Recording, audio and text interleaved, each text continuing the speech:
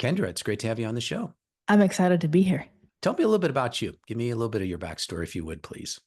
Yeah, so I have a really interesting background. I started my marketing career in rock and roll. I went to school for media, and by the age of 18, my only dream was to market rock and roll bands and travel the country. And by 18, I was actually doing that. I was traveling the country.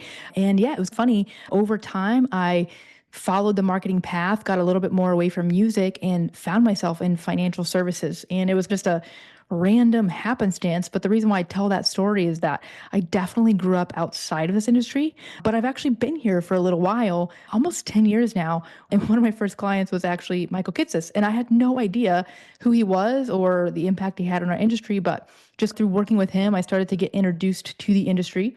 Yeah. And then over the years, just built up my skills and my expertise, not just in marketing, but financial services marketing. So now all I do is financial services marketing. I try to do it in a kind of unique and fun and creative way. So hopefully we'll talk about a little bit of that today. Before we get to that, we got to talk about rock and roll here. So tell me a little bit about some of your favorite bands. Who were some of the bands that you covered or individual singers, or tell me a little bit about the rock and roll history here. Yeah, so it's so interesting. Even though I was in music, I wasn't attracted to music for music's sake. I was really attracted to traveling the world and being around very interesting people. That's really what drew me into the industry.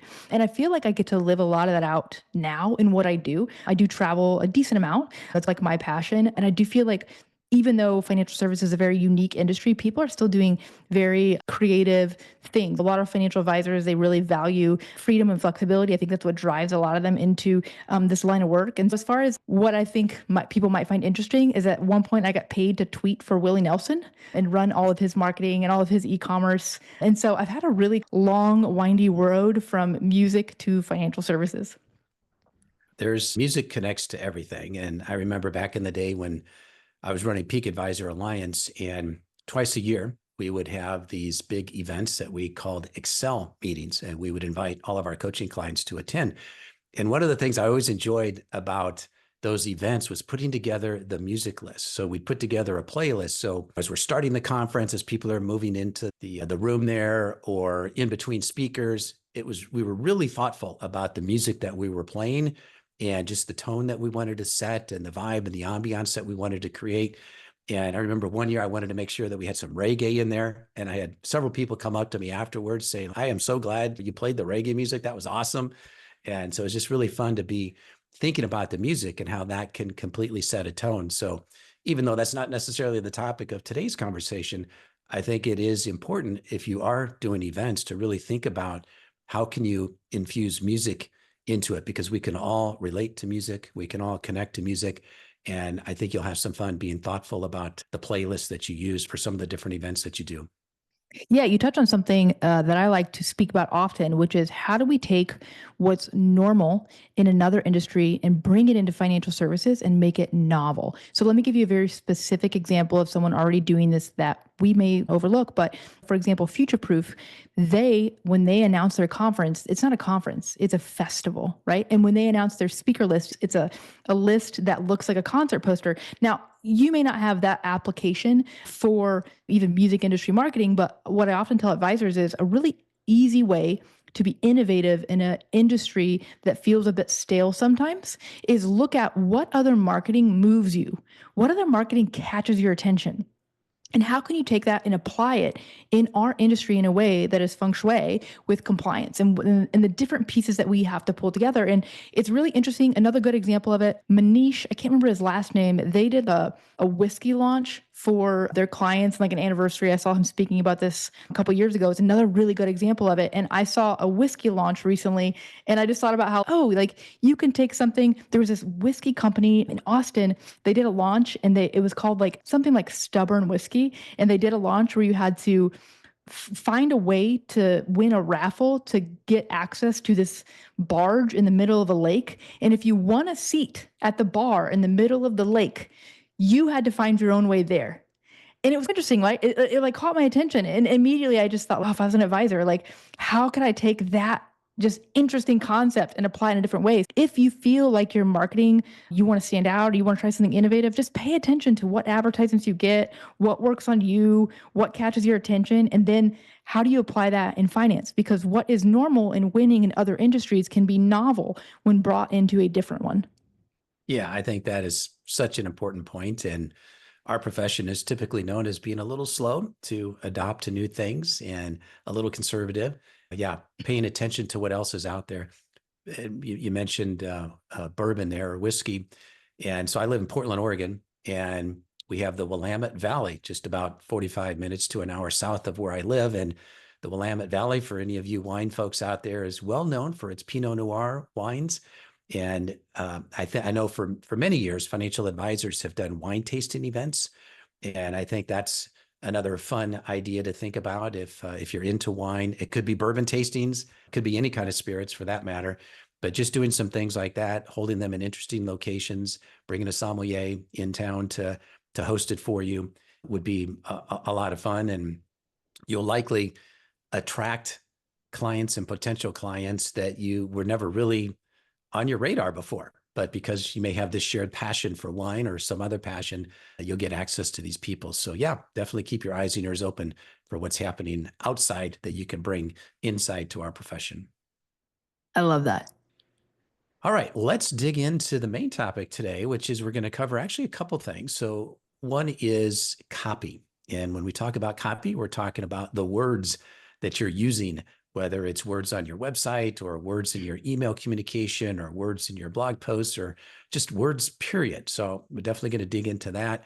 And then also we're going to take a look at some websites that we have selected here, and we're going to put on the screen some examples of what we think are some good websites in terms of they've got good copy, good layout, good design, and then also a handful of ones that we think could use a little bit perhaps of your help, Kendra, in terms of making things a little bit better. So let's talk about copy. Tell me how, so let's start, maybe let's zoom out and tell me what are some key things we should be thinking about copy? How does copy apply to what financial advisors do?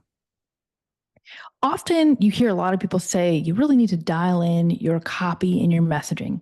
They say that, but they forget to leave out the second part, which is how the heck do we actually do that? So hopefully today, I think in this conversation, I'm going to share with you some different ways to view copy, a few kind of high level pieces. And then also I'll walk through specific different places you can find great copy ideas like in your firm already. So when I really think about copy, and if I try to boil it down to just the absolute essentials, there's a lot of nuance to this, but the three things that I think would be most important for any advisor listening is that a lot of times the first thing we start with when we think about copy and messaging and marketing and all those things, a lot of people start to think about demographics data. What's somebody's age? What's their location?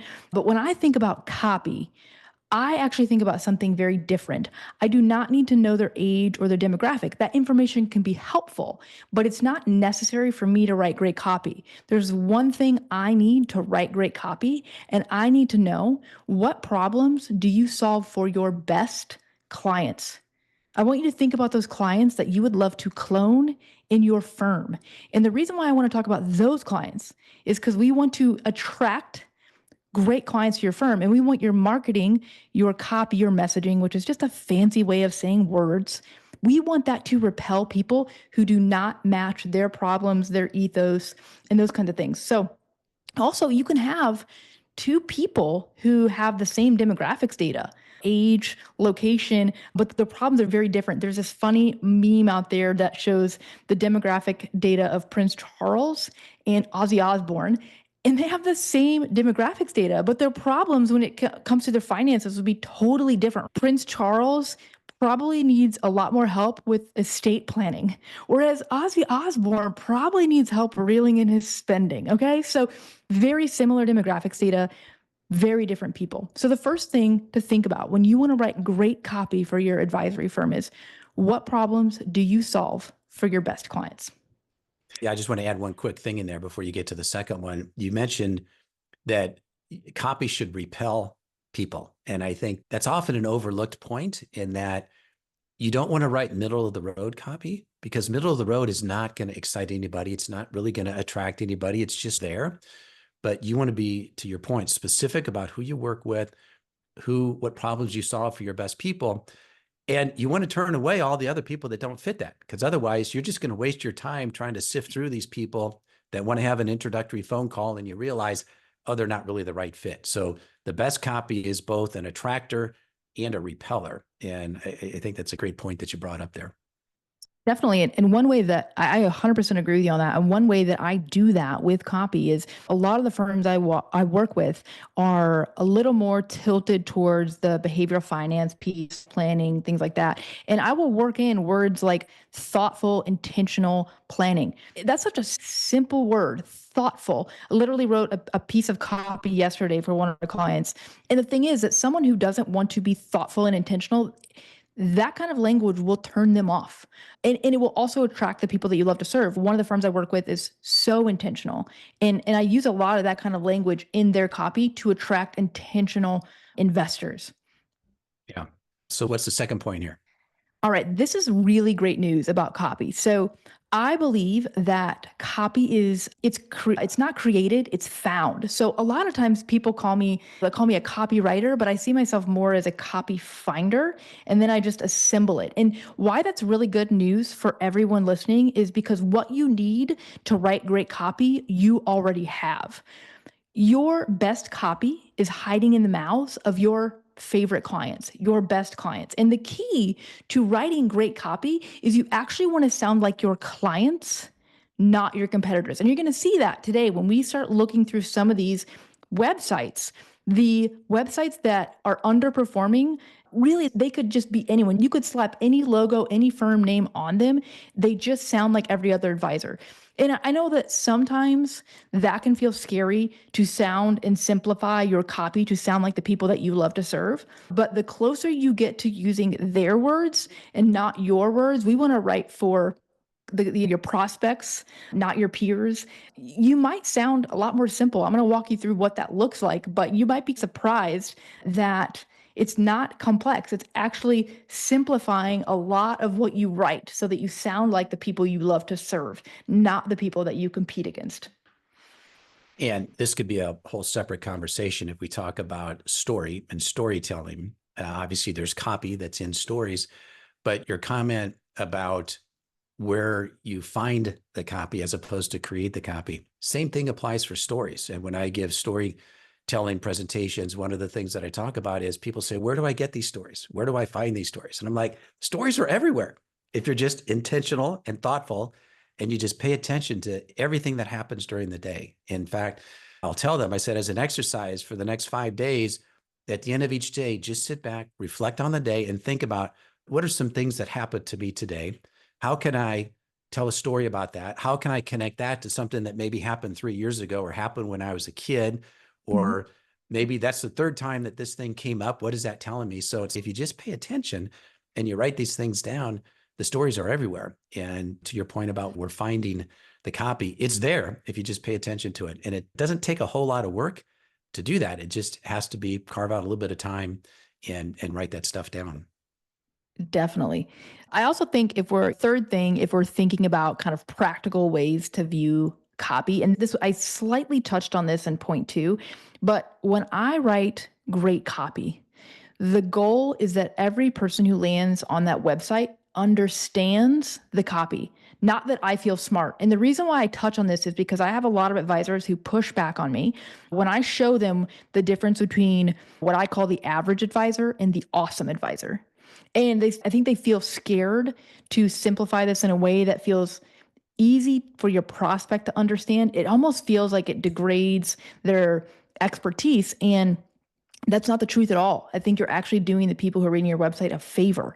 And what most people don't understand is that 54% of American adults read at or below a 6th grade reading level.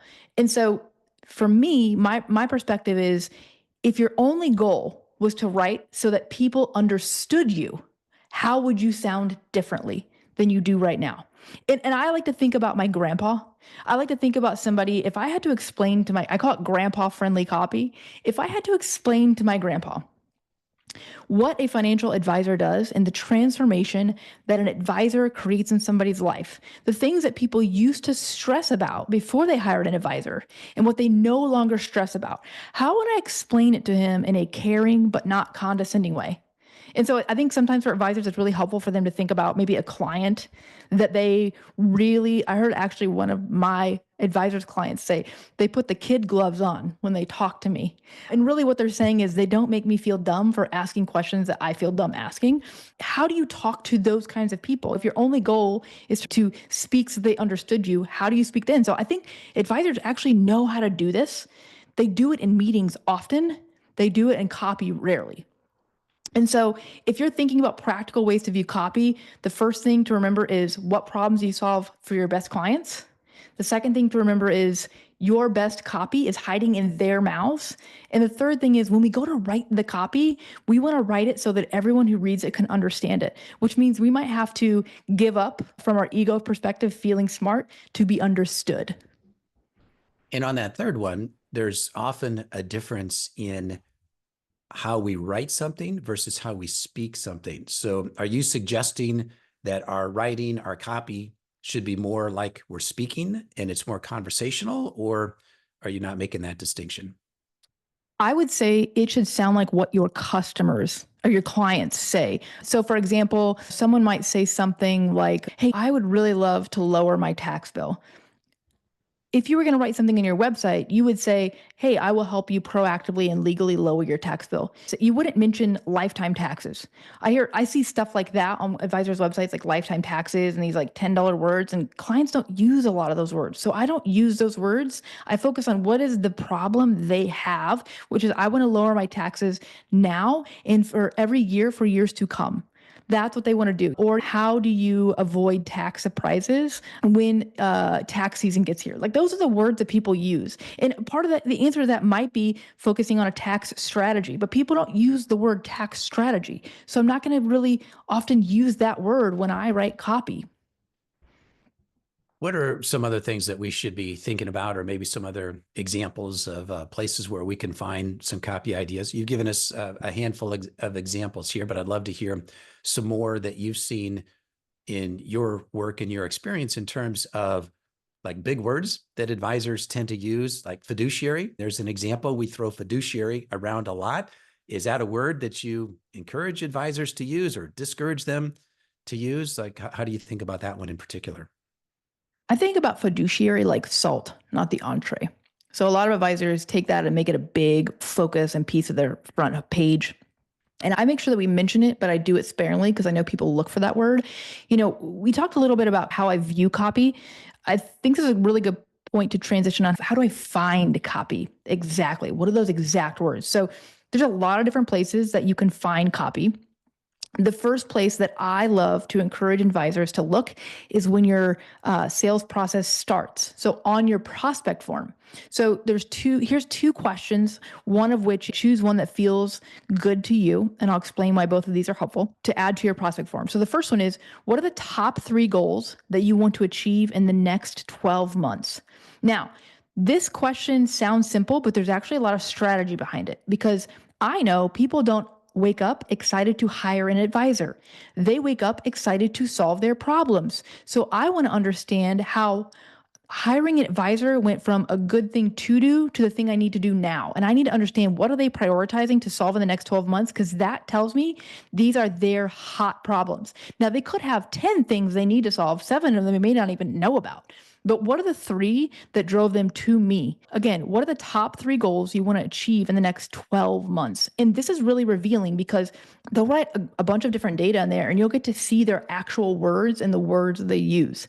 The other one I like to consider for the prospect form is actually, I would say that's the best one that I like to say. The other one I actually like to consider is what has you deciding to hire an advisor now? Like, why is it important now? And you can also ask that question to understand what's changed in their life. So on the prospect form, those 2 questions are really helpful. Choose one that feels good to you and then just see what data comes in. And then you have the start of prospect language coming through your prospect form. And for advisors that have done that, what have you found have been some of the most common problems or goals that these prospects are trying to solve that's causing them to go to a financial advisor today?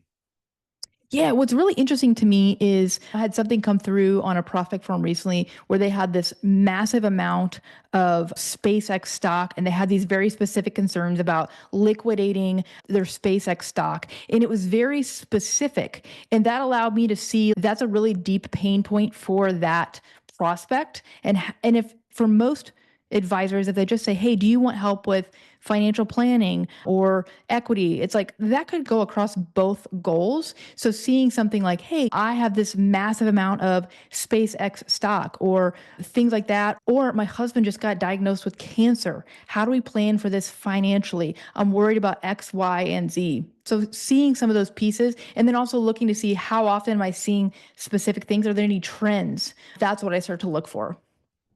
And then, of course, that can translate into the copy that you put on your website. For example, if you identify that based on your target market, that these are the 3 or 4 or 5 questions that typically come up and people are saying, hey, this is my problem, I need this solved.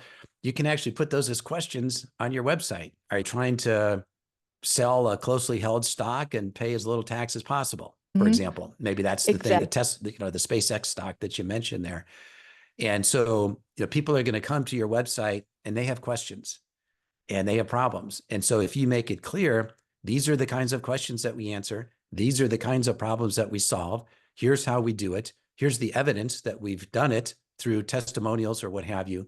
Now, all of a sudden it's okay. I'm going to keep looking at this. This might be someone that I need to talk to because they seem to understand me. They seem to have dealt with the kinds of problems that I'm dealing with. And maybe they're an expert in this. Absolutely. And what's really cool is we'll show it through a couple of the website examples we go through here today. Is one of the best ways to communicate good copy and messaging is the form of questions. And ideally, you want a great prospect to not only see the questions they have on your website, but maybe a few more that they're like, oh, you know what? I also have that problem and I haven't considered that. You think about the fact that a prospect coming to you, they may have 2 or 3 big things that drove them to hire an advisor to the top of their very long to-do list.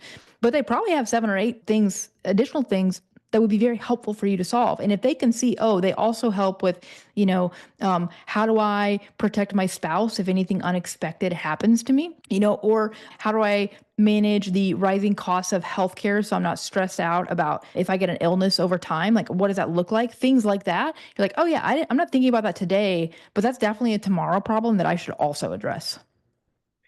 And I think what's so key about that is clients sometimes they don't know what they don't know clearly by definition.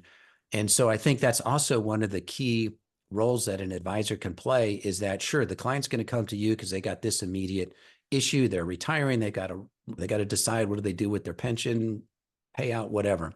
The best advisors, they also obviously do comprehensive financial planning. They're going to look at every angle and they're going to identify things that the client had no idea was even a possibility.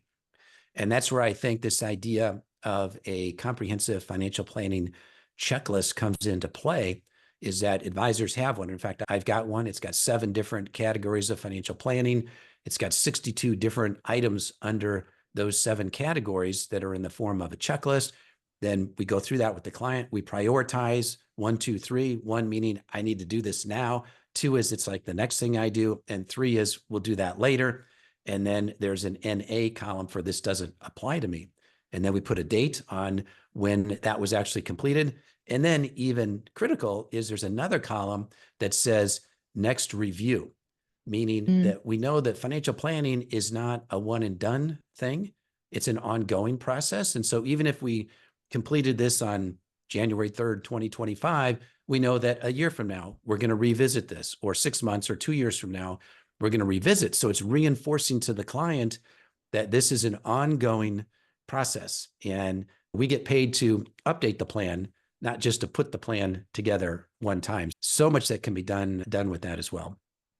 Definitely. And I have a couple ways too here that we'll talk about how you can get language from your current clients. It's really valuable.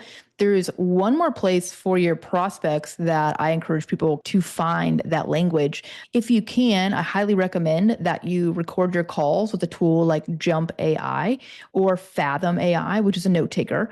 And the thing I want you to do is I want you to pay attention to the exact words that they use, not your words, again, their words. And I have to train a lot of advisors when I ask them, hey, what are people talking to you about? They want to give me their more technical approach. And it might sound something like this. Yeah, they want to max out their retirement accounts and they want to optimize their taxable investments. And maybe we're going to explore some advanced tax planning strategies. And I'm like, wait, what did they say? And what they said was, hey, I've maxed out all the obvious retirement accounts. What's next? Can you look at both of those kind of statements and imagine which one I'm going to put on the website? And we might answer the question of what's next with advanced tax planning strategies or optimizing their investment accounts. But most people are asking, hey, I've maxed out all the obvious retirement accounts. What do I do with this extra cash I have sitting around? That's the kind of copy I'm going to write. So that's another really good place just as far as prospects go to before we move into something like clients. Any like tools that we should be looking at that can help writers improve their writing? I know Grammarly, for example, is one that you see ads for all the time. Are there any particular copywriting tools that you use? And obviously we got AI now that can help with that quite a bit too. Yeah, definitely. So one of the tools that's a free tool I love, recommended to advisors often, is called Hemingway. It's an app where you can basically pop all your copy in and it'll tell you the reading comprehension level. And it's really revealing on how complex our writing can be. I still find myself writing copy that's too complex. So if you do nothing else from listening to this, but take every piece of copy you write and pop it into the Hemingway app, it'll show you where you're speaking above that sixth grade level. And then you can work with the tool to edit and simplify the copy that you're using. That's the first tool. Great. All right. And what's the second one? So I have a advisor copy coach that I built because I felt like there were all these different considerations that I loosely manage in my head all the time. And so what I did is I took those rules and I took copy that I've shipped and used for real advisors' websites, email campaigns, and all those pieces together and built it into a bot. If you want to check that out, just go to rebelmediaagency.com/copy workshop. I have a 30-minute copy workshop where I take you through about 7 or 8 places to find copy and explain how this bot works. It's really simple. You can paste your copy in there, and then it's going to give you 3 rewritten copy scenarios that are basically like a mini Kendra on demand. Excellent. All right. Great. Before we jump into reviewing some of these websites, any other thoughts or comments on the copy piece? Yeah, there's a few of the places that you can find copy. One of the places that's often overlooked is reviews. So I just want to throw that one in there really quickly because you have to, obviously, if you're not set up and registered a way that you can use reviews, that doesn't apply to you, but there are a lot of advisors who are wading into that. And what's really neat about that is I find things that really surprise me and explain how an advisor is different. I have a client who just got a review a few months ago, and one of their clients said, even though we're not their only clients, they make us feel like we are. And I was like, wow, like that's a really strong statement.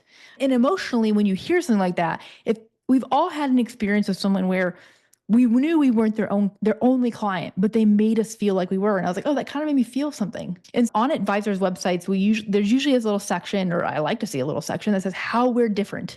And usually that's where you see them drop the F-bomb, fiduciary. And it can be a differentiator, but it's becoming less of a differentiator. For that advisor, I actually took that copy. Let me pull up the copy that I wrote for this advisor. And I'll tell you how I actually am integrating it into their website. So we have a little section that I'm building on their homepage about how this firm is different. And I have 4 or 5 different things here. And one of the things I said is you're going to feel like you're our only client.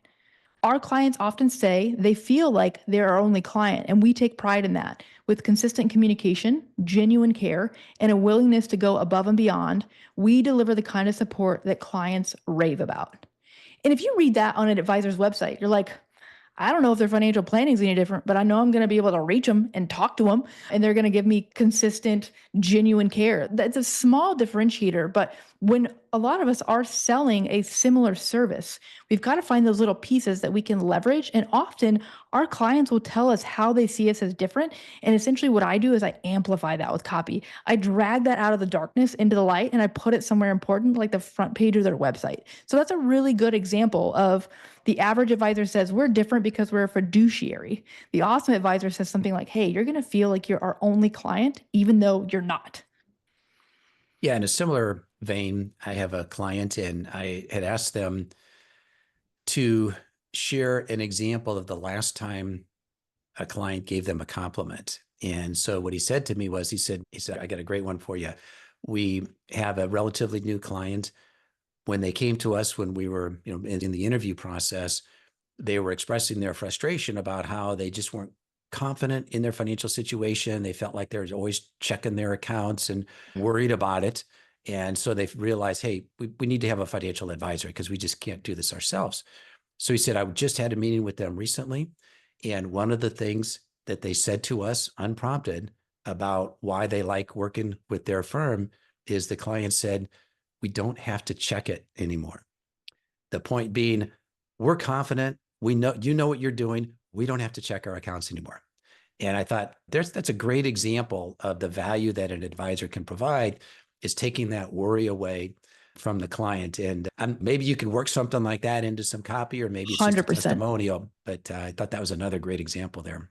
Definitely. And from talking to people, you'll know that that's a common pain point that the people you love to serve have. So that's something that I'd probably try to come up with some kind of fun, I'm just making this up, but I'd try to come up with some little stamp of approval. You're fine about reducing worry or some kind of worry back guarantee. You wouldn't use the word guarantee, but just something fun, playful. That would be really fun to leverage in a copy stamp. And it's something simple, right? But it makes a big difference. Yeah. And I think a key there is, it's so easy for us to just spout off and say, oh, we're this or we're that. And we use all these words that sound nice, but they're just fluffy and there's really nothing behind them. But it's not until you have the evidence to support this claim that you're making. And I think this example of, I don't have to check it anymore, is like a perfect example of evidence that this firm is doing what they say they do. They're delivering for the client. They're delivering that peace of mind. How many times have we heard someone say, oh, we deliver peace of mind? What does that mean? Peace of mind. Yeah. Where's the beef? proof is exactly right. It's like peace of mind is you're not doom scrolling your financial apps anymore. Like that is what peace of mind looks like to real people. Yeah. Great. All I right. love that. Anything else, or do we want to dig into some websites here? Let's take a look at some websites. Let's see what we got here and see if we can give some good feedback on these and hopefully give advisors a couple ideas. Let's go bad first and good second. Does that sound good to you? Let's pull up per Sterling. And I apologize in advance if any of these advisors are listening to this. I think that every firm has opportunities to improve, even my own clients. I always tell everyone I work with and other advisors I speak with, we're working in pixels, not bricks. And it's an ongoing kind of, just like financial planning, your marketing is ongoing. We're always building and improving over time. All right. So here we have that website. So give me your thoughts on this. So let's talk about a few things that I think are opportunities for improvement on this website. The firm name is Per Sterling, and it says, discover the Per Sterling difference. As a firm, Per Sterling is best known for its award-winning ethics and its highly credentialed team of financial advisors. So to me, I could essentially rip that firm name and logo off this website and put Blue Smurth Financial Planning, and it would still sound the same. There's not really any language or images or anything that makes this firm stand out to me in a way that it could stand out. Also, the homepage is such a high impact page, and like right down there, they actually waste half their homepage just showing their credentials. And to me, I actually don't see any problems in sight. Like I don't see any examples of what are the problems you solve, what are the questions you answer. And I just feel like this is what a lot of advisors are struggling with, is it's boring with no personality. It's dense. It's hard to read. They have done a few nice things with some images. And now you can see they have an image of their team down there, which is great. But if I were looking to make this website better, the first thing I would do is I would add a list of the top 10 problems they solve for their best clients on the homepage. Also, I pulled their copy into Hemingway, and the average grade level is 15. So we want to Wow. really take that copy and we want to write it for real people, not ourselves, not advisors. And then the last thing I would say is a really simple way for all firms to stand out, not just this firm, is to get real photos of your team, lifestyle photos, and use those to build your homepage. While it's nice to see this kind of rotating banner at the top, people buy from people. And so I want to integrate pictures of their firm working with clients. And you can mock this up. It doesn't even have to be with real clients. I've had clients do photo shoots and it's like their spouse, they're taking the photo over the shoulder of their spouse, things like that. Like we can work with that. But I would say for all advisors, pay to get a lifestyle shoot done once a year and then keep a list of all the images you could have used that would have been helpful for your website and do it again next year. And over time, you're going to build up those assets. And that's a really simple way because a lot of advisors use a lot of stock footage. So those are a couple of ways that I would update this website. Make sure your problems are front and center. Simplify the copy so it's readable for real people and add some real firm photos. Yeah. And I think another thing is that the top half of this page here, so basically the screen that we see before we start scrolling, that's the most valuable real estate. And if you don't capture people just from, in the newspaper business, we call that above the fold. So we got to make sure that the above the fold on the website is something that's going to grab people. And one of the Yeah. ways that I think about that is that in that part of the screen there, it needs to answer ideally 3 questions. One is, what do you do? A second is, who are you for? And a third is, what outcomes do you achieve? And as I look at this, I see one of the 3. What do you do? We're an investment advisory firm in Texas, but I don't see anything about who we're for. And I don't see anything about the outcomes that we help you achieve. And so I think if you can get all 3 of those questions answered above the fold, that's going to cause people to say, okay, maybe I'll keep scrolling here and see what else is there. I love that. It's a huge part of that homepage. And that above the fold is if you were going to make the biggest impact on your website, it's making sure that above the fold answers those 3 questions. 100% right there. And I think another thing here is it needs to be about the client as Mm-hmm. opposed to the advisor. So here it says, discover the per sterling difference. So they're making it about them. They're shining the spotlight on them as opposed to shining the spotlight out to the client, because the client's thinking, what's in it for me? And so we've got to make sure that the website projects what's in it for them, not about us. Yeah, sure, we'll pump ourselves up a little bit, but that's for maybe a little farther down the road here. But we got to make sure that they understand we're in business for you, not to show how great we are. I think another thing I mentioned here too is the video that we have there. Another opportunity that they could have used, which is the thumbnail that they're using there. There's that word fiduciary. I think they could have a very engaging thumbnail photo there. It could be their team. It could be something that's going to be engaging, not just their logo, because it adds no value to the person who lands on this page. I want to see something on that thumbnail that's going to make me want to click the play button there, right? Absolutely. So, yeah. And those thumbnails are super easy to swap out. If you're hosting that on something like YouTube and you have it unlisted, you just go in there and swap out the thumbnail image. Very easy to do with YouTube or other platforms. Yeah. Another thing on the good side is they do have some third-party material here. They've got the best places to work. They've got the Financial Times best advisor list. I think that's definitely a good thing there. And then the visual, again, it's their office. It's in a bridge. I love bridges and rivers, but it's like, how is that going to move the ball forward here, so to speak, for a client that's coming to visit the page here? So again, let's make it as much about the visitor as possible and not as much about us. There will be a time to tell more about us, but right now it's about letting them know that we know you, we see you, we hear you, we pretty much know what your issues are, and here's how we help solve those. Yeah, a really fun way to do this too is do a control F, control find on your homepage and look for the words we or I versus you. And ideally, you really want to flip that ratio, something like 70% you and 30% we.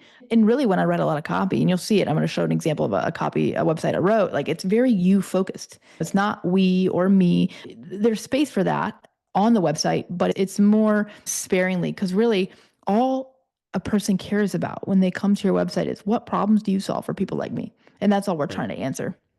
Yeah. And along those lines, another idea that I often share with advisors when they're working on new websites is when you've got a draft of the website is to go ahead and print it out and then get 3 colored markers and go through each page of the website and circle in one color the areas that are just talking about your firm, then get a second color and circle the areas that are talking about the visitor, and then a third color that talks about the outcomes that you achieve. And then just visually look at that and just see, is it heavily concentrated in one color? Is it even among all 3 colors? Is it the right mix of the colors that you want there? And to your point, yeah, we want this really to be about the visitor. We want it to be about the outcomes. So those 2 should certainly be prominent. And then the third one, the stuff about you, should be not as prominent, or maybe there's a separate page where that's pretty much about you. That's the about page type thing. So yeah, I think just that, also doing the visual color coding, I think can help draw out whether you're too heavy in one area or not. Yeah, and a lot of times we don't realize when we're putting something together like this, those buckets. So it's a really fun way to just step back and see that 30,000-foot view. All right, let's take a look at a second one that you had sent to me, Texas Financial Advisors. All right. So this was a really unique one to me because it's Texas Financial Advisors. And it even says, if you scroll down the page a little bit, one, you can see already they're not really making the best use of that top of fold header there. But it talks about, we focus on the unique needs of Texans. But to me, there's nothing in here that actually talks about the unique needs of Texas. So for example, if you're going to go so far as to call yourself the Texas Financial Advisors, we need to write copy that speaks to the problems that Texans have. Now, I happen to reside in Austin, Texas, so I know a little bit more about Austin, but I also used a little research here. And this is something I know from experience, but a big problem in Texas is we have insane property taxes. So how do you navigate property taxes, especially too if you own a lot of property in Texas, like a rancher or something like that? There's different elements to property tax in Texas. They don't mention anything specific to Texas. The other thing is, I just thought about, if you're going to do something like call yourself Texas Financial Advisors, is there a possibility that you could potentially work in a niche like managing wealth and oil or energy sectors? Because those sectors are tied, they can be volatile, and that can create some income uncertainties. So you could, for example, help manage wealth for execs in oil and energy. And that makes sense because Texas is known for a lot of oil and energy. Another thing is, you see right there, they have their call booking and their email opt-in next to each other. Scroll up a little bit more. And this is, from a conversion standpoint, is really against best practices. You would not want 2 competing forms. And also, you wouldn't want so many fields on that opt-in. At most, first name and email typically, not all those different fields on the white paper. The prospect, the call booking form, you can do that. And also, they have a contact us now. I would actually have a call website, because you're just creating one more friction from a conversion standpoint, as far as that goes. Yeah, now there's something weird about this one too, because it looks like Texas Financial Advisors is part of a larger national organization. Because as I'm reading this, here we talk about at Texas Financial Advisors, and then the next paragraph as part of Florida Financial Advisors. Yeah, like, and okay, I'm a little confused here. It's confusing, right? And so I know from an SEO perspective, they're trying to link the websites, and that's okay. There's ways to do it, but there are less confusing ways to do that. And here we've got the FFA solution. Wait a minute, I thought it was the Texas Financial Advisor. So yeah, there's definitely diluted messaging, and it's confusing. And again, if we're a Texas Financial Advisor, I'd love to see them focusing on generational wealth transfer in like ranching or farming, like something that feels more locationally appropriate. They could leverage some of those elements to make that really make sense. At this point, it's all just very general financial terms. There's nothing really that speaks to me as a Texan, as somebody who lives in Texas, right? Mm-hmm. Yeah. And I think these are some visually engaging pictures. I think you could work on the text in there in terms of the size of the text, because like in this slide right here, it's a little hard to see part of that. But yeah, so I think there's definitely some things that you could do above the fold here to really capture people's attention. And again, go back and answer those 3 questions above the fold that I'd mentioned here a moment ago. Good. All right. Anything else on this one? Nope, I'm good. Okay. So let me pull up one here that I found. This is PNW Financial. And I've been in this business since pre-consumer internet days. And this feels like we're back there. Yeah. Feels like we just rewound in time. This is like maybe 1996, I think. So I'm not sure what happened here, but this is a real firm and these are LPL financial advisors. So I'm not quite sure why they haven't updated the website, but pretty much everything that we've said about what makes a good website is not contained in this one. From the little picture there, they just have the name. There's nothing on there. Like this is the above the fold part that you're seeing on the screen. So just very plain. There's no real pictures of people. Again, there's all the things we say that make a good website you could do to this one. So not quite sure what their objective is with this kind of website. Maybe this isn't their main business. Who knows? Or maybe they find their clients non-digitally. That could be an avenue as well. Right there below that PNW Financial image, PNW Financial is a community-centered financial services. I don't know what that means. And this is like the first block of text that I read. That could mean a lot of different things to a lot of different people. So the higher up the page it is, the more crucial it becomes in the conversion process. Yeah. And you raise a good point there about maybe they have other ways that they're attracting their clients. And along those lines, I had a conversation here recently with an advisor working with upscale clients. And I looked at her website and I said, I'm a little surprised. Your website is plain for the size of your business and for the types of clients that you work with. And she said, I know we keep saying that we probably need to update it, but she said, the reality is the vast majority of our clients come through referrals. And so we're not really focused on like a strong push or pull strategy here in terms of trying to attract people through digital marketing or anything like that. We really work through referrals. We're pretty selective in the kinds of people that we work with. So we haven't put a whole lot of attention into the website. Now, maybe that's the case here, to your point, who knows? But either way, don't miss an opportunity to put your brand out there, because every public point of contact that you have out there is creating an impression. It's creating an image in the visitor's mind. And that's either going to be a positive image, a neutral image, or a negative image. And if someone comes to this page, it's probably not going to be positive. It's probably not going to be neutral either. It's going to be like, what decade are these people living in? And I think you make a really good point there. I know a lot of advisors feel that way. And I have two thoughts. One is you're getting referrals, but you don't know how many you're getting referred to you, but you're missing them because your website. And again, it doesn't have to be a total shakeup. If I were an advisor and I'm like, I know I got to really dial this in a little better, it doesn't mean you need to build a new website. There are 3 pages that are the most popular. And if you're going to rebuild anything, it would just be the homepage. You could rework that homepage and get 60 to 70% of the lift out of it. The next page I would look at is your about page, because the top pages that people typically visit are homepage, about page, and your services page. And so those are the pages that people go through when they're trying to decide, does this make sense for me to contact this person to help me solve the financial needs I have? So know that if you're going to revamp the website, that it doesn't have to be a full overhaul. You could just focus on the front page. And I've also seen some advisors with great simple websites. It doesn't even have to be complex. I've seen some advisors with 1-page website. If you're just going to completely ignore it and let the bushes be overgrown and let it be outdated, at least just turn it into a 1-pager you're proud of. Like, you can really simplify it if you need to, if you're in that, unique space of like, hey, we generate all our prospects and clients. Like, that's fine. But I think it's unrealistic given how deeply ingrained we are in the internet and how people research and find things, to think that people aren't maybe just taking a peek, maybe taking a poke, like look in there. So it doesn't have to be an overhaul. It could just be a little bit of a refresh. Absolutely. And we know that if someone is considering hiring you as their advisor, one of the first things they're going to do is they're going to go to your website. And if that's not at least a neutral impression, then you're not even going to get an at-bat there. And to your point, you never know how many people you're missing. Maybe you're looking at your metrics. Maybe you're seeing how many people visit the website, how many people click off after going to one page, what's the average hang time on the website, that sort of thing. So lots of metrics that you can look at.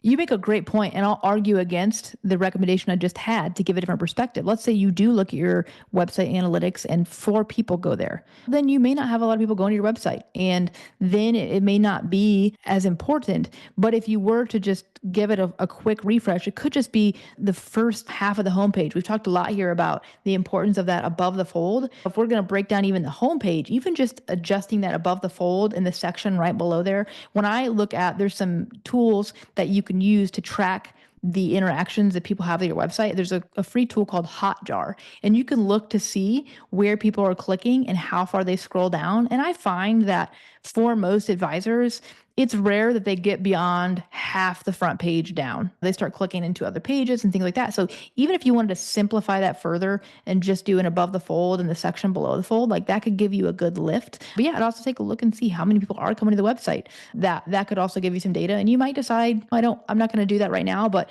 I will put it on the list to update, and I'll keep it really simple when I do to at least improve it, but not make it perfect. Excellent. All right. So again, we're not here to say how terrible these websites are. We're just using these as examples, giving some free advice on things that could be done to improve them. All right. So let's take a look at some pages that we think have done a pretty good job. So let's talk about Pearl Planning. All right. So this is an example of a homepage that I wrote the copy and my team designed this. So it already feels a lot different, right, Steve? Like there's a different update to it. It feels a little bit more modern. And so with this one, I want to pull through a couple of the things we've already talked about here. This firm, they are a non-niched firm, so just general financial planner. So you'll see like the statement at the top, you work hard for your money, we help you make the most of it. And we help you be proactive with your taxes, get helpful guidance on what to do next, and make big financial decisions with confidence. So this advisor told me that people are really talking to them a lot about how to proactively lower their tax bill. They have a lot of big decisions they need to make next, and they're very confused on what to do because these decisions feel very large. So if you scroll down a little bit there, you'll see right here, this is a really easy way to work in something like the questions your clients ask you. You have questions, we have answers. It's hard to know what to do next in your finances. Our firm can answer questions like these. Our firm answers questions like these for clients and more daily. So what do I do with my extra cash? Can I retire early? How do I lower my taxes? Can I change careers? What am I overlooking? What does my retirement income look like? Which financial goals should I tackle first? There was a lot of confusion around how to manage multiple kind of financial goals. So those are a couple examples of like how you can integrate something as simple as questions into your copy. So then as you continue to scroll down, the other thing I want to show you is actually a little bit further down. There's a weird how we're different section. So you'll notice this is a little bit different too. What makes us different? So a lot of people in this section, they're going to say something like, we're a fiduciary. And I was like, how do I leverage what makes this firm actually unique? Now, I can argue for a small firm or a big firm.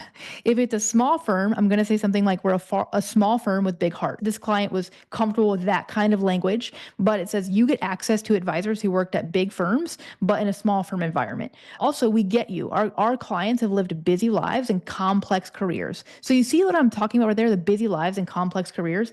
That's me describing their ideal client. They tell us everyone that comes to us has busy lives and complex careers. And then they're really excited because we take all their financial to-dos off their plate.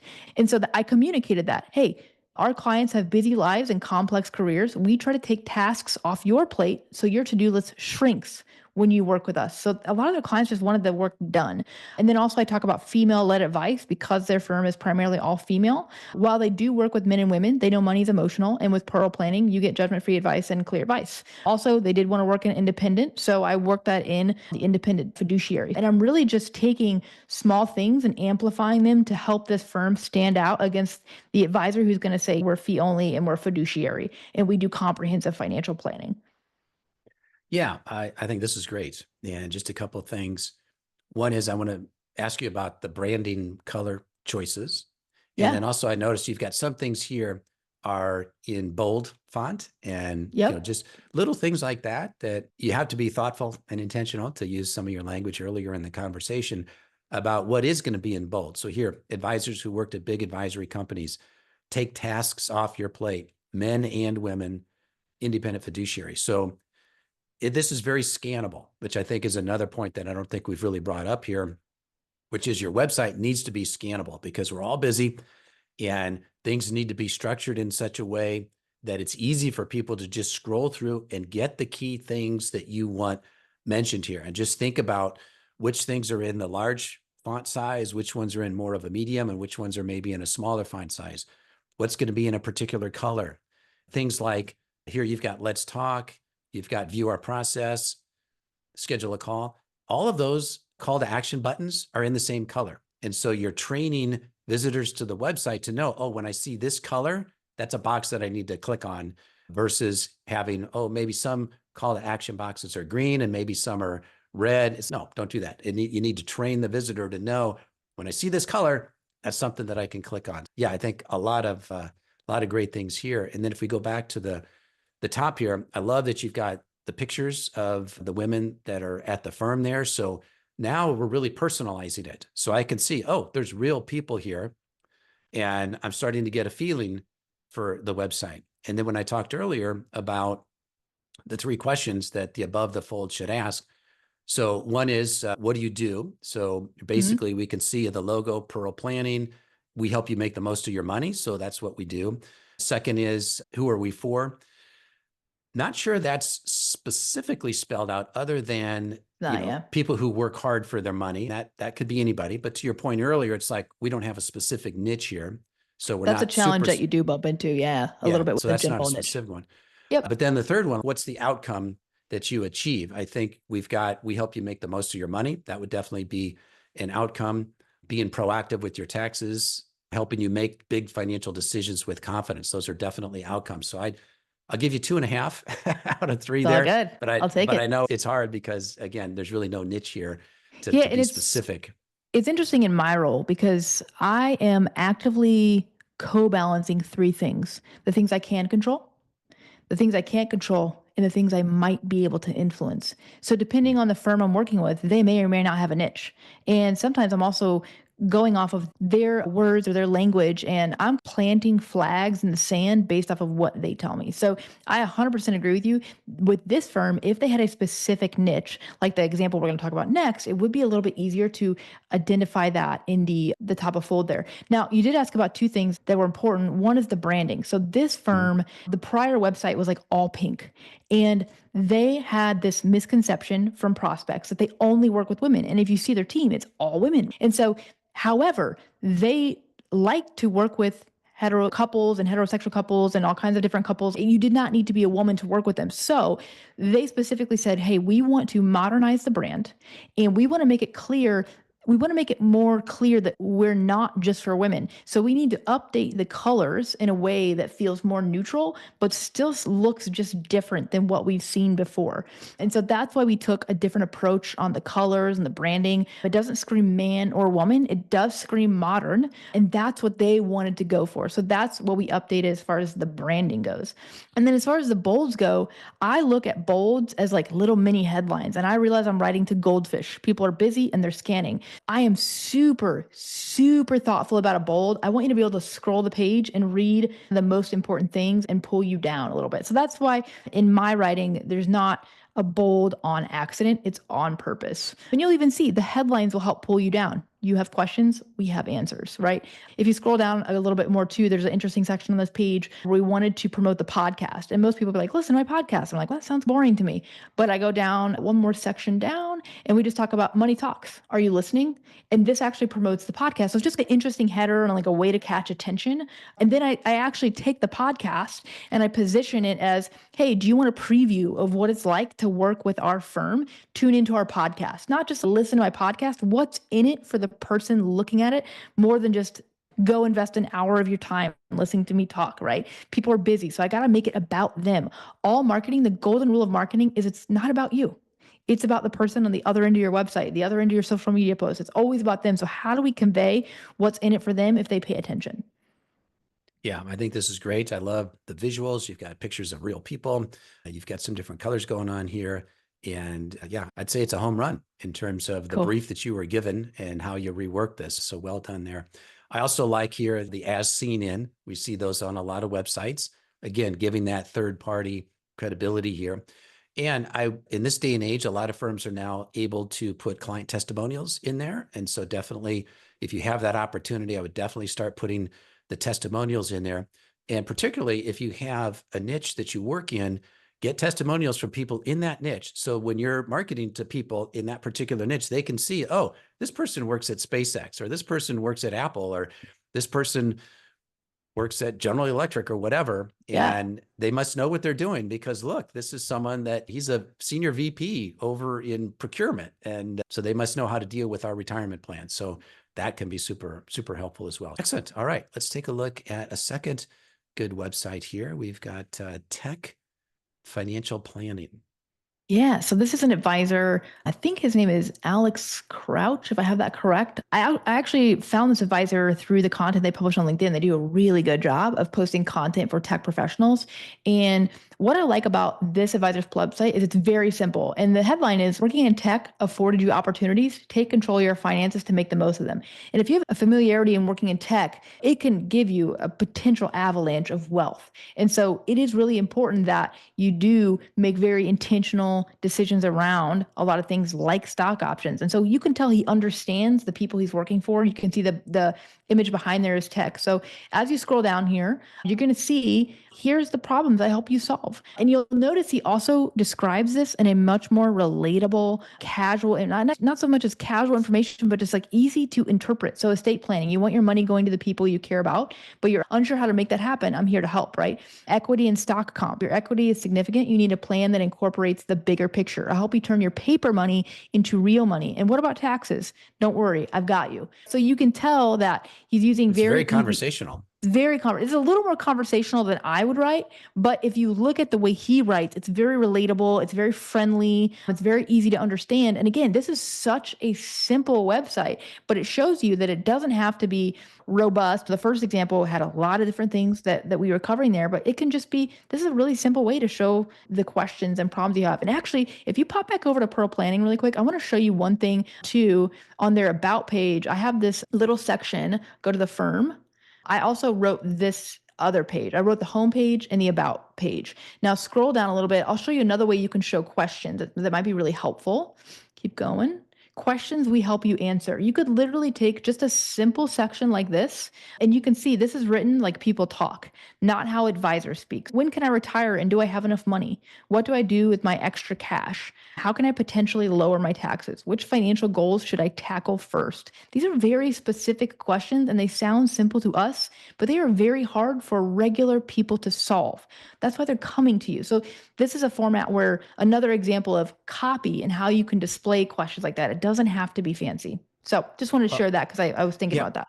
I think that raises a good question, which is how do you decide between what you're going to put on the homepage versus what you're going to put on another page that's embedded? For example, we talked about the importance of questions. So here, questions we can help you answer. Why is this on the About page scrolling down versus say on the homepage? Because I knew that most people aren't going to pay attention to all the copy I put on the homepage. So I know that I want to get the problems we solve for them in front of them in multiple ways. Okay. And you don't have to do that. I just felt like that would be a good wrap for that section.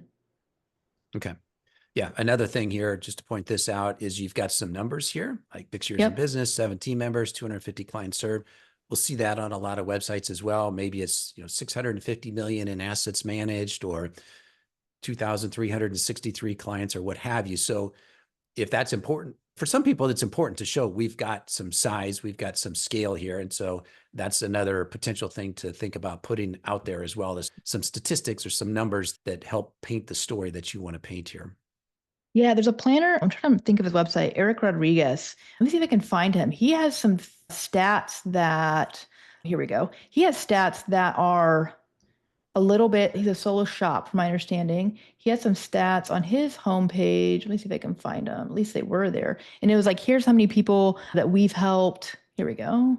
If you don't have the big milestones, you can leverage other milestones. For Eric Rodriguez, his website is Wealth Builders LLC. Here's our client milestones. See if you can pull him up real quick. All right. So if you don't have the big goals, you can leverage client transitions, right? Or client milestones. So if you scroll down for Eric's website, it says 27 jobs changed, 25 IPOs, 21 homes purchases, 15 businesses started. Like there are different ways to use your client's success not just your firm size. And I think that's a really cool approach. It's a little bit different that you can do. Did you ever see the movie Doc Hollywood with Michael J. No. Fox? Uh-uh. You need to watch it. It just reminded me of that. And so Michael J. Fox plays a hotshot doctor who's on his way out to California to be a high-paid plastic surgeon. His car breaks down. He gets stuck in a small town. There's just a local doctor, an old crusty guy. So Michael J. Fox thinks he knows what he's doing. There's a patient emergency, and Michael J. Fox wants to do a big operation, and the old doc gets called in and says, just give him a can of 7-Up. They're like, what? No, give him a can of 7-Up. And gives him a can of 7-Up, and the guy had indigestion or something. And so the old doc's basically saying, hey, I know what I'm doing. I know these people. But what was interesting is, to your point about like 13 babies welcome, he went on to say that I know every person in this town. And he opens up a locker. And on the inside of the locker was pictures of every baby that he's delivered for the last 50 years. And Wow. it just reminded That's me cool. of this point about the life transitions and the work that you do as an advisor. This guy's done a great job here of these client milestones. Could be babies welcome, could be homes purchases, whatever the case may Could be. be tax efficient retirement plans or tax smart retirement plans. I think there's a lot of different ways. And what's also interesting with copy, because we're talking about small firms here, I can argue for a small firm with copy, or I can argue for a big firm. So the example of Pearl Planning, we really leverage the fact that, hey, we're a place where you can call and a real person answers the phone and you're not just a number, a name. We talked about that example earlier, which is you're going to feel like you're our only client. We can leverage our size either way. If you're a large firm, I could argue the opposite. We've worked with hundreds of people just like you. We have a big team of in-house resources. We have every expertise you're going to need. We're a one-stop shop. There are ways to argue for or against your size, and you just got to look at what makes my firm unique and what can I amplify? What might feel ordinary to you could be awesome to others. And I think we often overlook that. Another thing I want to mention here is these call to action buttons. And oftentimes that's a wasted opportunity for folks. Like, here, schedule a consultation. It's okay. I get what that means. But what I love, what a firm like Crescent Capital has done. And so Crescent Capital works with really high net worth people, and their firm was founded by founders. These are people whose career building a financial advisory firm is really a second career, because these were like all private equity people, made hundreds of millions, if not billions of dollars. And then they start a family office because they couldn't find a family office that could serve their needs. Anyway, one of the things that they put is they work with other founders. And so on their call to action buttons, in some places it'll say, speak to a founder, or it'll say, schedule a strategy call. And so they're using language, getting back to copy, they're using copy that is specific to the audience that they want to resonate with. So they want to work with founders. And what do founders want to do? They want to talk to other founders. What else do they want to do? They want to talk about strategy. What can we do? How can we grow? That sort of thing. So they're really thoughtful and intentional. There's those words again about who our audience is and how can we use language that's going to specifically resonate with them and differentiate us from the other folks out there. So if I'm not a founder and I see a call that says, talk to a founder, I may or may not be interested. It just depends. And the rest of the language on their website is very clear based on what they have there, that we work with really wealthy people. And so it's going to sort of repel the people that aren't in that type of situation. So I think they've done a great job of being clear on who they're trying to reach with their website. And good copy should repel. It should magnetize the right people and repel people who are not a good fit. Copy has done its job in that way. Your job is not to attract everyone. It's to attract the right people who would be excited and willing to hire you. Yep. All right. Anything else here on the tech? Just one quick thing there, that what you can expect from me. I just love, he's like jargon-free, judgment-free, authenticity. Under the jargon-free section, it says the last thing you want is an overly technical 100-page explanation filled with, I'm just trying to read that. It's a little bit small for me. Terms you've never heard of. I'll explain things in plain English.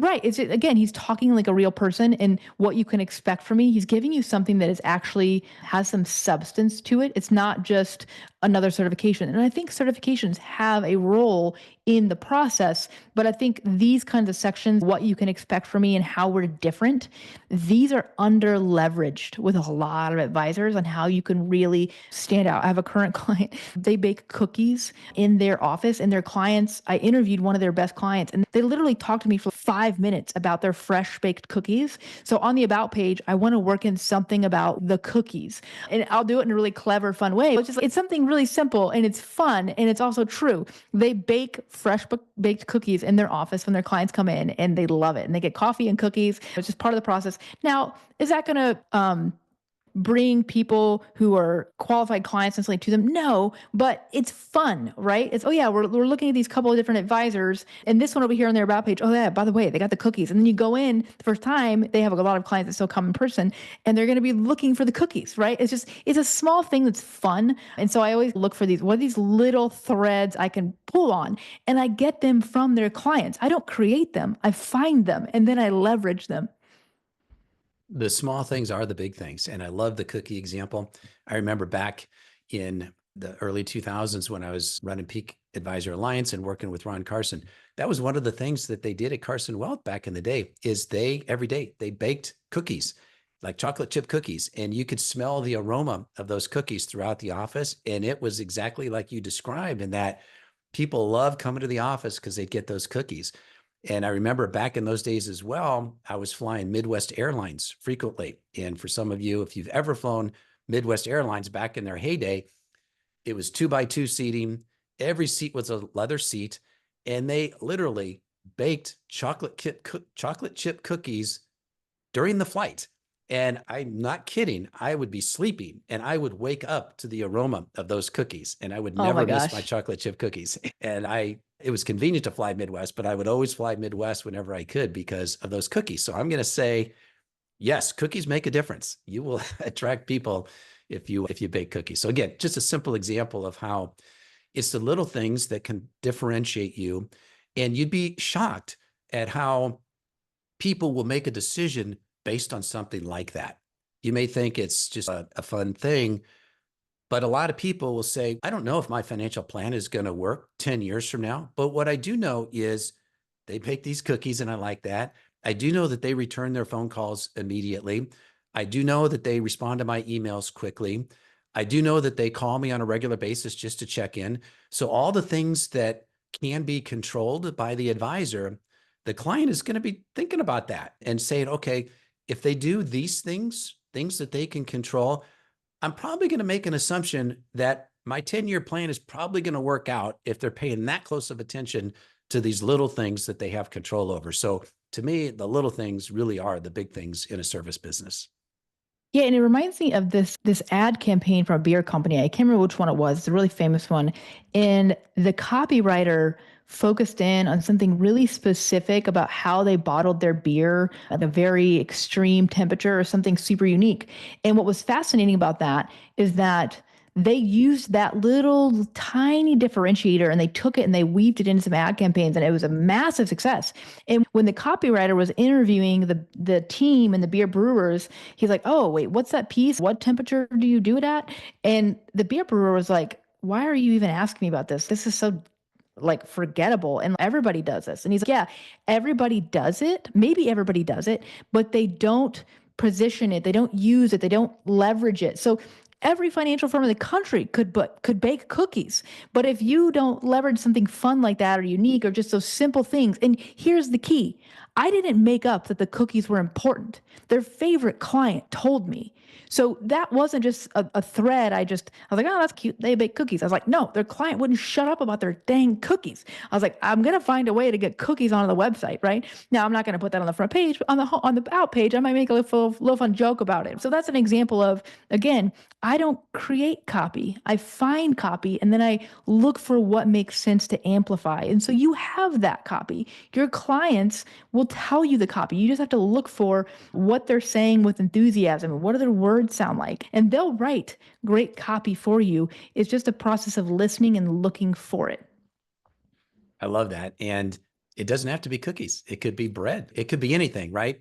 But it needs to be you. If you're not into cookies, then it's not cookies. If you're into bread, then it's bread. If it's macaroons, then it's macaroons or whatever the case may be. So it's just figure out. And I remember having a conversation with Lisa Salvi at Schwab. And one of the things that she had talked about in some of their research for advisory firms, when they talk about the benefits that financial advisory firms offer, she always encourages firms to have what she calls a signature benefit. So what's one thing that you do that very few other firms offer? Maybe it's a 4-week sabbatical after 5 years of service, or maybe it's you get 5 days a year of paid time to go do service work in the community or whatever, some kind of signature thing. I think of these Is this for the cookies. team? The team? Is this for the So team? it's Cool. like a benefit for the employees of the company.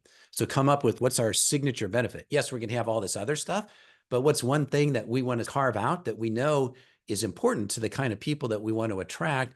And let's make a big deal out of that, because we know that very few other firms are going to offer this. And so that might just be the thing that gets us across the finish line and gets the candidate to choose us over someone else.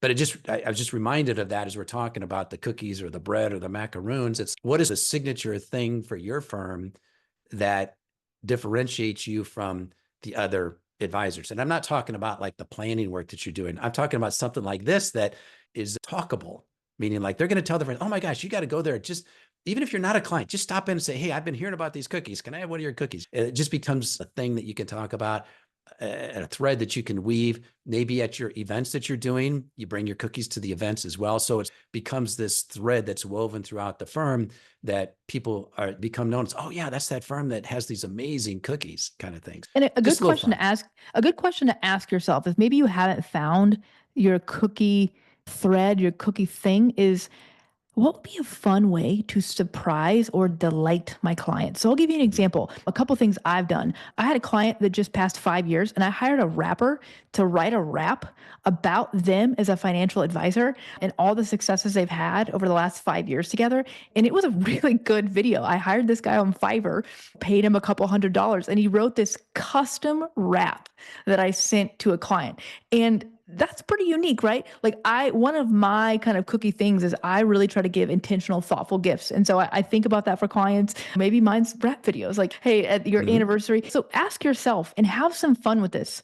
How do I surprise and delight my clients and just try some different things? I think it brings a lot of fun back into business. What we do is hard. It is hard to be an advisor. It is hard for me to run a marketing agency. So where do we infuse that fun? And then if it feels authentic, if we continue to do it and we like it, is there a possibility that it could be a fun differentiator? Because what I'm looking for in the sales process, if I'm choosing an advisor and I'm trying to market that firm, is how do I convey the transformation they create?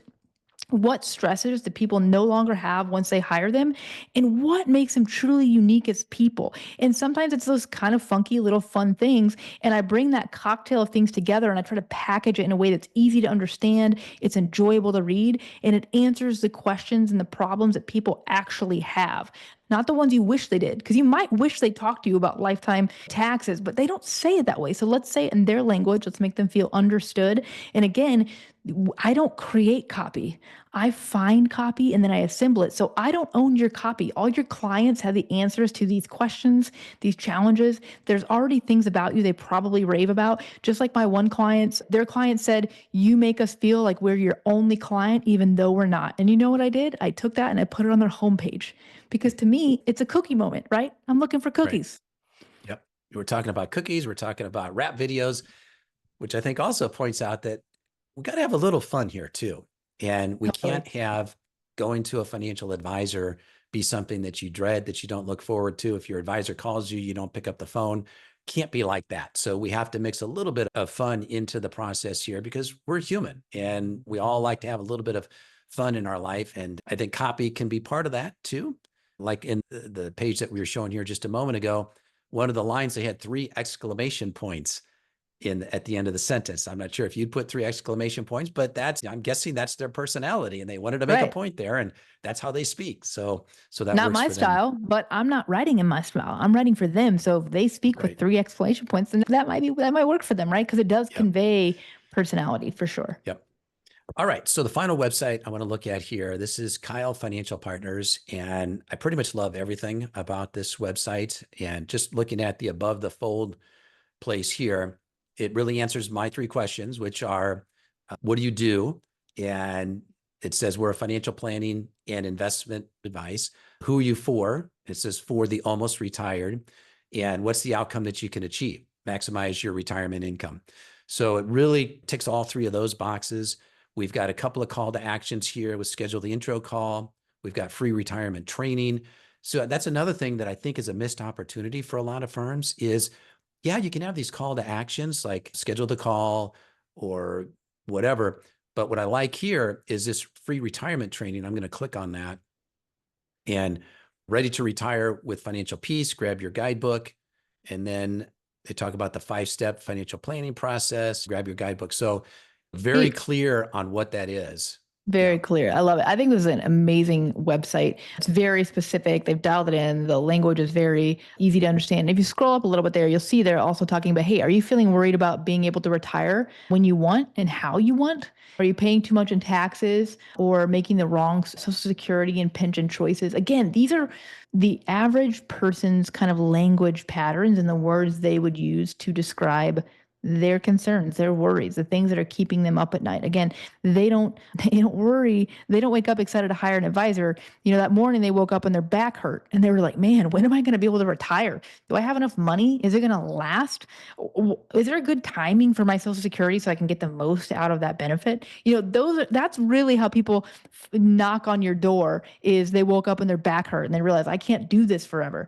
You were just the answer to that problem. You weren't they don't really care about you. They do care about you as people. I'm sure they do, but they really want to know, how can you help me solve my problems? And so this is an amazing website. I really love it. I think that there's a lot of advisors that specialize in pre-retirees, and they've done a really good job of owning that. And they say something about their fold I really like. It's cheeky. Financial planning and investment advice for the almost retired.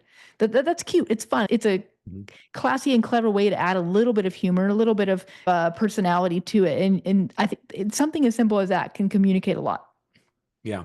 And then again, this is all above the fold here. So this is answering the common questions, lowering your lifetime. There's lifetime. You said earlier, maybe lifetime tax is probably not the way they speak. So maybe there's an opportunity for some improvement there. Avoid mistakes with your pension, get the most out of Social Security. And then we've got the F word in there in that last box. That's all right. I'll give them that. They can have that. That's a good one. Then we've got the proof points here, Wall Street Journal, CNBC, New York Times, and so on. Don't miss out on the money you deserve in retirement just because you got the timing wrong. So a nice use of the parentheses and a small print to get people to peek at it. Don't retire until you know the answer to these questions. Again, getting back to the questions. How do I get the most out of my Social Security and pension? How do I lower my tax bill? How do I turn my 500K retirement savings into retirement income? What I like about this too, he put a number in there. And I have this conversation often with advisors. Should I put my minimum on my website? Should I put my fee schedule on my website? And a lot of advisors are hesitant to do one or both of those. And so I think there's subtle ways that you can let people know what my minimum is. And I think he's done that here. How do I turn my 500K plus retirement savings? So if I only have 250 and I get down to this part on the website, maybe I'm not going to reach out because he's trying to repel those people. So I'm really looking for people with $500,000 or more. It's a really classy way of communicating who you're for in a very nice, easy way. It's not blasting. Not condescending. Not at all. Yeah, not disrespectful. I really like that approach there. They did a really nice job there. And then here, again, we've got a nice visual here. We've got the thumbnail for the video, which is very clear. You can see, it's the 5-step retirement plan. I got this nice looking guy, Jeremy, who's going to walk me through. I've got the play button and it takes up the whole page. So I can't miss this thing here. So I think that's good. We got some check boxes as it relates to what's in the guidebook, and he's got his podcast as well. So going back to the Pearl Planning, where they had a little section on the podcast, Jeremy's got the same thing. He's got YouTube as well, Mr. Retirement on YouTube. Create your retirement income plan in 3 easy steps. Everybody likes to hear the word easy. What questions do you have? Again, we're back to what are those questions? Now he's answering them. What do I need to do to retire? You've probably never retired before. You don't want to make the mistake. Follow these 5 steps, and then he's got a link to it. So again, very little that I could say he could do. Okay, here we go. Another about the minimum. Typical Kyle Financial Partners clients have saved 500K plus, focused on their return on life. Engineers, scientists, directors from these companies support their church and or favorite charities.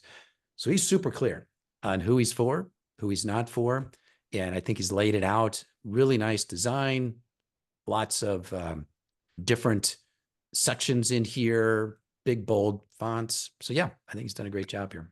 Something I want to point out here from a marketing funnel perspective is Yeah. most people don't realize that when people visit your website, only a very small percentage of them are going to be ready to actually convert to a call. And that's okay. This advisor does a very nice job of essentially offering some middle of funnel transitions. So he does that through moving someone to the podcast, also giving them that email opt-in. So I'm sure he's probably doing some email marketing behind the scenes. So a lot of times people want to get the intro call, and I'd love to get the email address. If I'm really looking at long-term marketing and some best practices, he's done a really nice job here of really balancing those two. And you can see he's integrated the calls to actions for scheduling an intro call in multiple different points. And a really great example of how to make it clear who you help, how you help, the outcomes you create, the stresses you take away, and then helping people qualify themselves. Because as we said, great copy attracts people you want to work with and repels people who are not a good fit for you. Because that's also a big part of this process is we don't want the wrong people on your calendar. We want qualified people you would happily serve.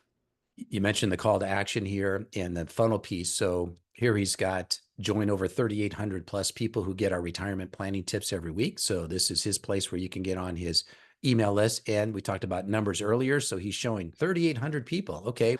I know there's not 10. So if 3,800 people are on the list, then maybe this is legit. Maybe I should be 3,801 on there as well. So yeah, lots of good stuff on the website here. All right, gosh, I think we've been going for a long time here, one of my longer episodes, but lots of great material here. So Kendra, I really appreciate your time. Any final thoughts or comments, or what's the best way for folks to connect with you? Yeah, if you'd love to, copy and messaging is just a part of the marketing process for growing a firm. If you'd like to hear more about my thoughts or my perspective, I have a podcast I launched with Taylor Schulte called Advisor Marketing Made Simple. It's a really good place to find me there. We talk a lot more too about just what that marketing funnel looks like and how do you take the internet. A lot of times we talk about digital, we talk about some offline strategies too, but how do you set up a process for people to easily find you, trust you, and hire you, the marketing funnel process. So we talk a lot more specifically about that. And then if you just want to go deeper on the messaging piece, there's so much to this and how to write good copy. There's a free workshop I have. It's a 30-minute workshop, and I have the advisor copy coach that comes with that. It's free. Just cruise on over to rebelmediaagency.com/copy workshop. It's really fun. You get to see me walk through a lot more examples of what are the exact questions I ask. And there's about 7 different places I look for copy for the clients I write for. And it's really fun. Yeah. And I think those are the easiest places to find me. I'm easily findable on the internet in general. So if you have any questions, I'm really easy to reach. And I love to help advisors at every step of stage. Those who are just getting started, those who know they have a lot of opportunity, those that are more established. Again, even my own clients, I know there's still things we can do better. It's a lot of work to be a great advisor and communicate how you help people through your marketing. If anything, listen to this interview, get 1 or 2 tips and just take action on those. And over time, you'll build it up so that your marketing will attract the right people and repel the wrong people. Excellent. Kendra, appreciate your time today. Thanks so much. Glad to be here.